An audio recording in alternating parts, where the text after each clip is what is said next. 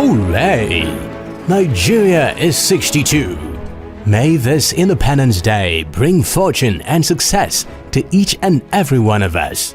May our country see more progress in the coming years. May the labors of our heroes past never be in vain. God bless Nigeria. Long live the Federal Republic of Nigeria. Happy 62nd Independence from Spectrum TV.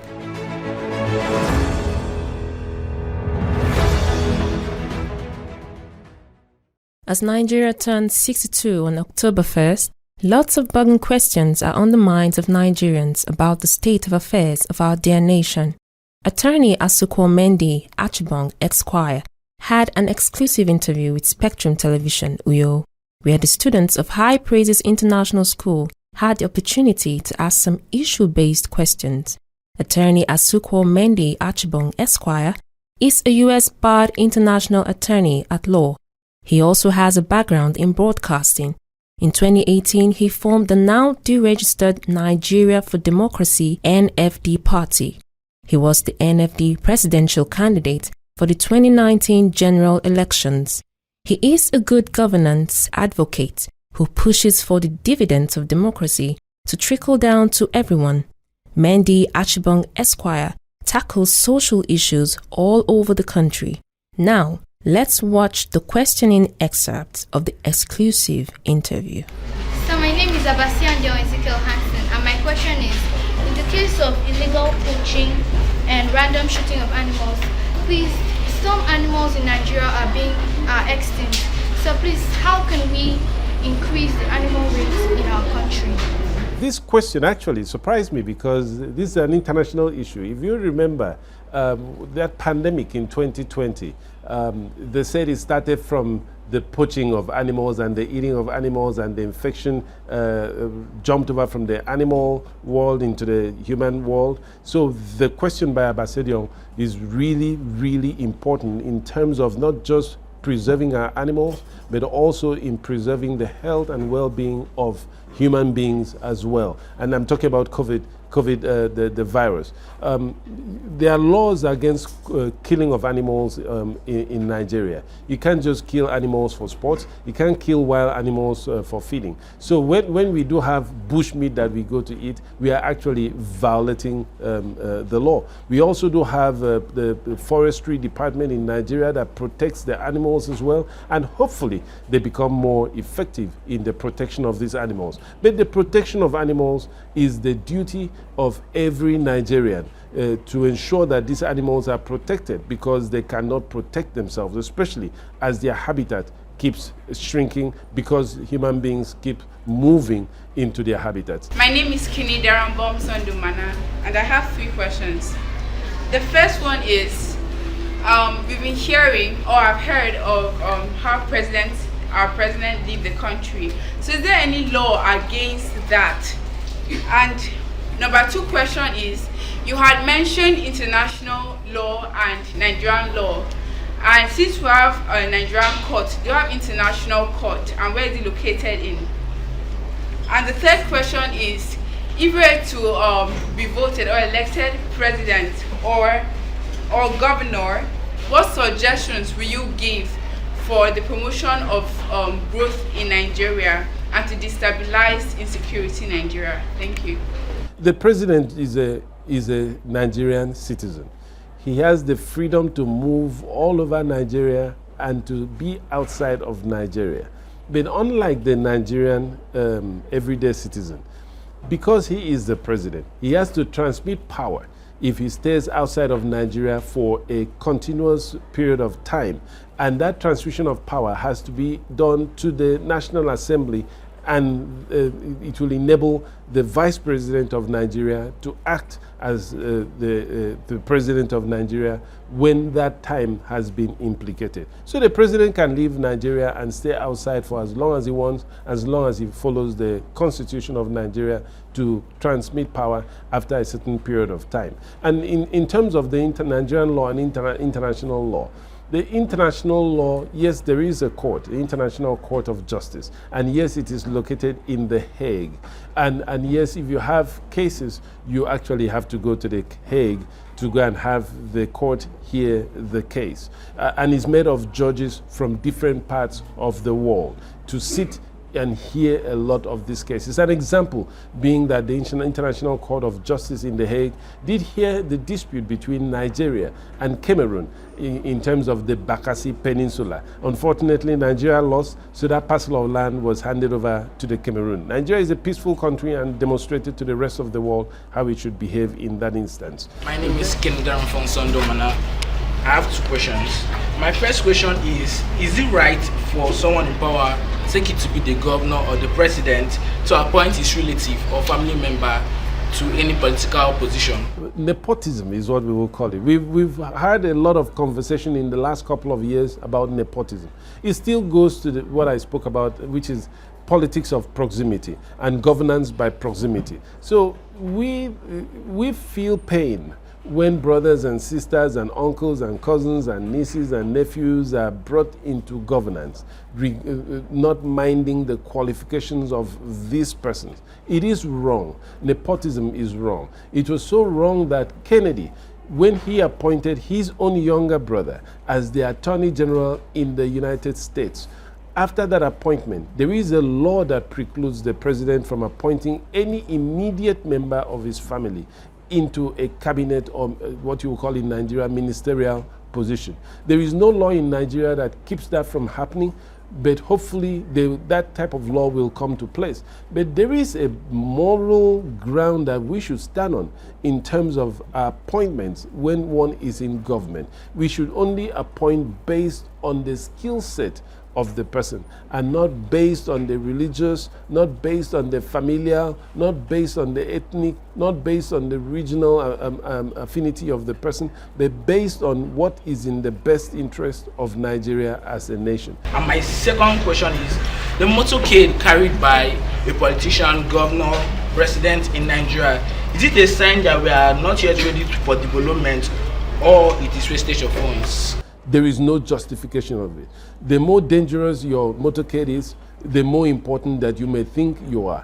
But it is dangerous. The people in government have the same right to the road as we, the everyday Nigerians. They have to obey traffic laws. They have to obey the road traffic devices. They have to give way to pedestrians, and they must not constitute themselves into a nuisance. Hopefully, when Umana grows up and becomes the president of Nigeria, or the governor of Akwa Ibom State, or the governor of any state, because you can be a governor in any state in the Federation of Nigeria, she will break this jinx of having very dangerous motorcade. I can see their colleagues turning around and hopefully saying, remember us when you get there. But, my name is Emedion Charles Efion. My question is, what is Nigeria doing? The thing you said, the sentence you made, sir, he said, what is Nigeria doing for me? You earlier said that citizens must say, what should I do for Nigeria? Sir, but in most circumstances, the government should be held accountable for citizens not being able to improve. For instance, ASUU Rock has caused so many disadvantages in the area of education, thereby causing decreased percentage in their aspects of academics. Please, I want to say. A lot of people, and this is genuine and it is appropriate, do ask, yes, when I have done all I can do for my country, I expect my country to do also for me. And that expectation is premised on the fact that these young ones have parents like a medium that asked the question. Their parents pay taxes, and they expect that the government will use these taxes in their best interest. The welfare and the well-being of Nigerians is the primary and the main role and function of the government. So a medium is saying, yeah, but I also want the government to do things for me because my parents do pay taxes and I am a child of my parents. I'm also a Nigerian citizen. What if you dig in deeper, a medium is saying, I want good education. I want to have a good healthcare. I want to have a good road transport network. I want to have affordable food in the country. I want to be able to live within this country in a safe and secure environment. I want to be proud of Nigeria as a person. These are the things that Nigeria as a country has the responsibility to do for its citizens, including a medium. So my name is Actifan Joy Ezekiel, and my question is, can our Nigerian currency gain back its value? How can we gain back parity in terms of Naira and the US dollar? It's painful because I do recall a time that a flight from Nigeria to London was 300 Naira. I mean, 300 Naira, and they were begging people to buy the tickets and fly over to London. It's painful because when you're talking of 300 Naira now, it's not even up to $1. That's so difficult to absorb. 300 Naira, not even up to $1. So Joy is saying, how can we get back this Naira that we all hear about having been so powerful, but in our lifetime has been nothing short of a weak currency? It behoves every Nigerian to do a lot of things before we can see our economic prowess begin to grow again. What are those things? Our parents must vote the right persons into power. No longer party politics, no longer regional politics, no longer tribal politics, no longer friendship politics, but who is best suited for this job. Not just the presidency, not just the gubernatorial elections, but including the senators, including the State House of Assembly, the Federal House of Assembly, the local government, and the councillors. When we have the right people in government, guess what? We are going to have governance. Proper governance. We are going to have good governance, and good governance engenders the economic well-being of the country. And when the country is strong economically, the currency of that country will also begin to grow and become strong internationally as well. So all of this is to say, hopefully, what we can do is to ensure that we have the right persons in government so that we will have good governance. My name is Ndomeri Friday, and my question is, Nigeria is turning 62 years of age, but yet nothing has been done about the call-off of ASUU strike. As an attorney, what is your take about the federal government calling off the strike? How can such issue be visited?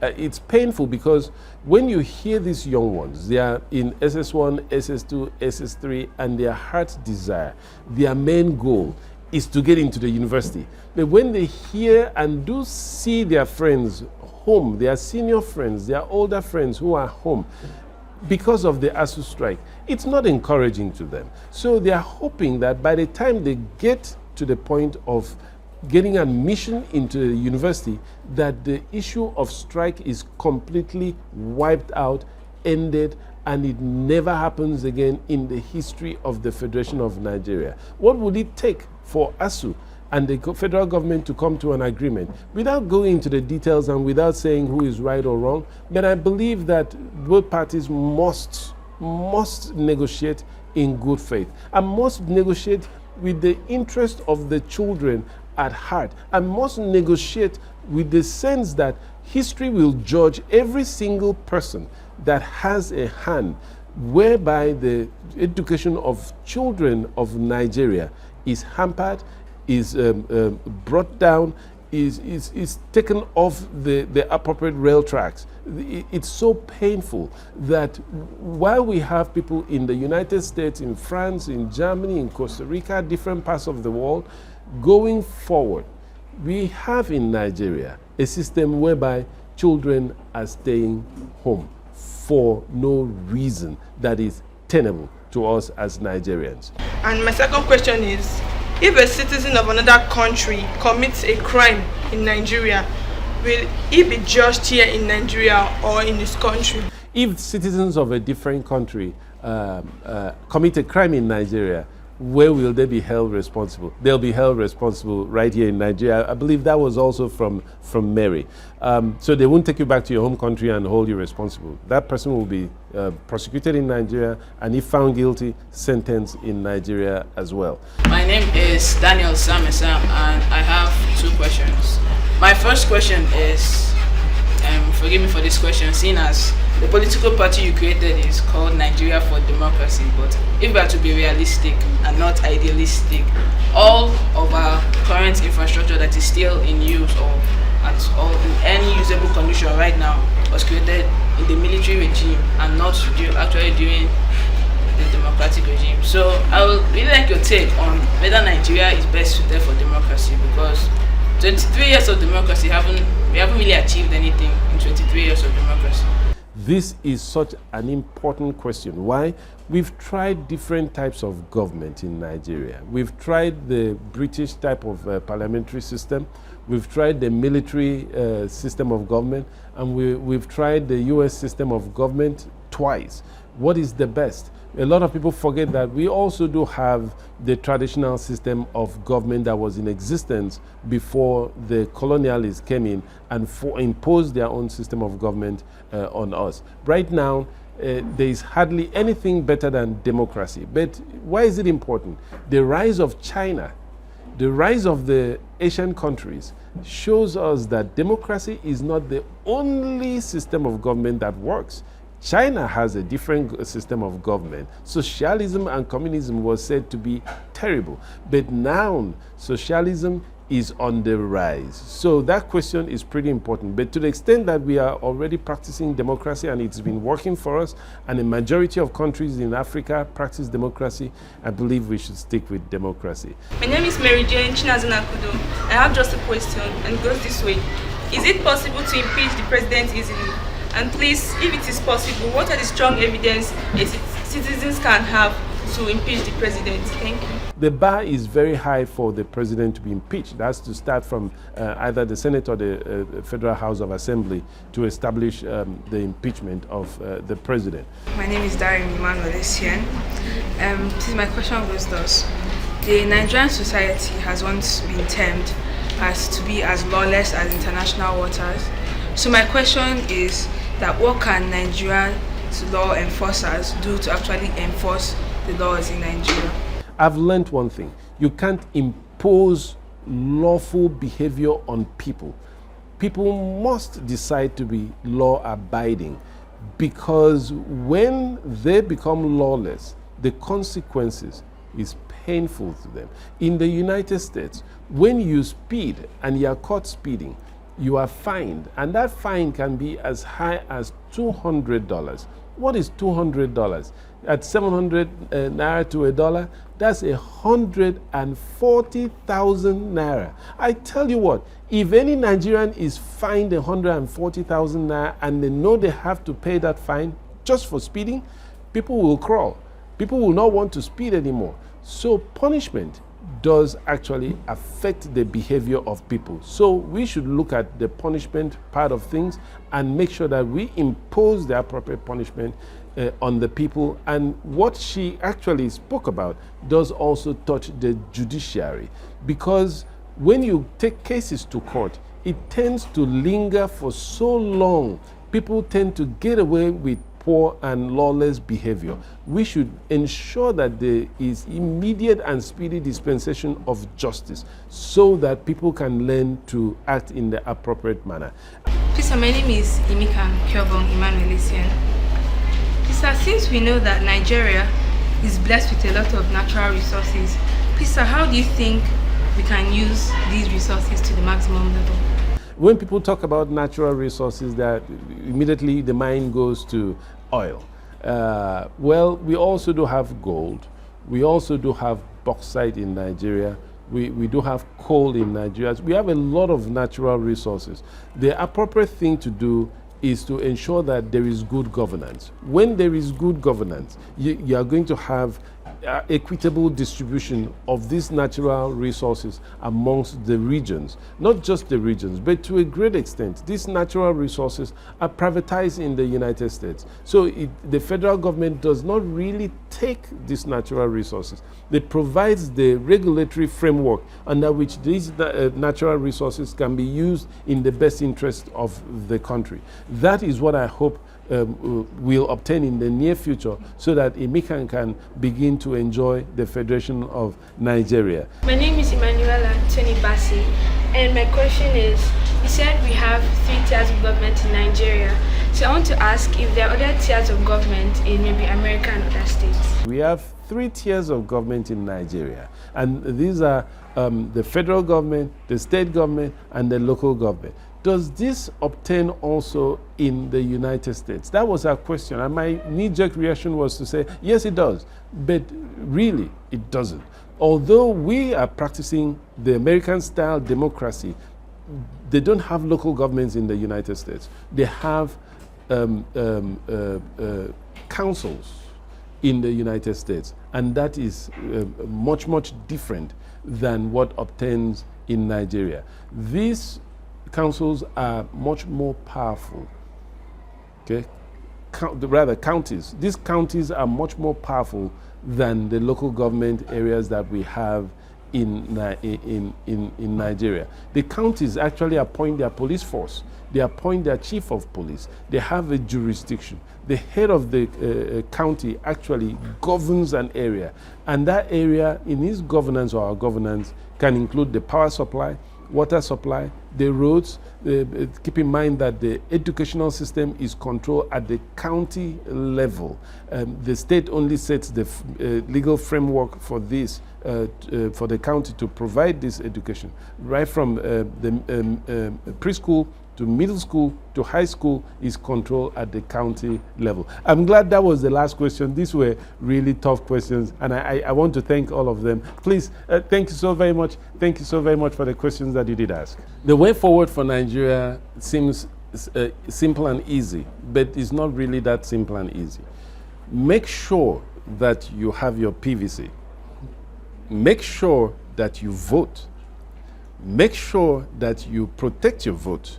But most significantly, make sure that you vote devoid of ethnic sentiments, devoid of religious bias, devoid of regional bias, devoid of friendship bias, but vote in the best interest of Nigeria, so that we have the best persons governing us at every level of governance. When we have the best persons governing us, we are going to have good governance. But what I always tell people, if you're not interested in politics, be interested in governance. One of the things that they've lied about has been that politics is a dirty game. No, some people in politics are unpleasant.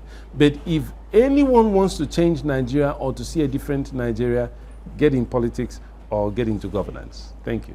God bless Nigeria! Happy Independence to Nigeria!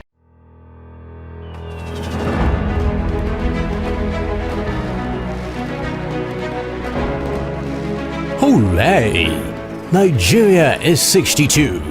May this Independence Day bring fortune and success to each and every one of us. May our country see more progress in the coming years. May the labors of our heroes past never be in vain. God bless Nigeria. Long live the Federal Republic of Nigeria. Happy 62nd Independence from Spectrum TV.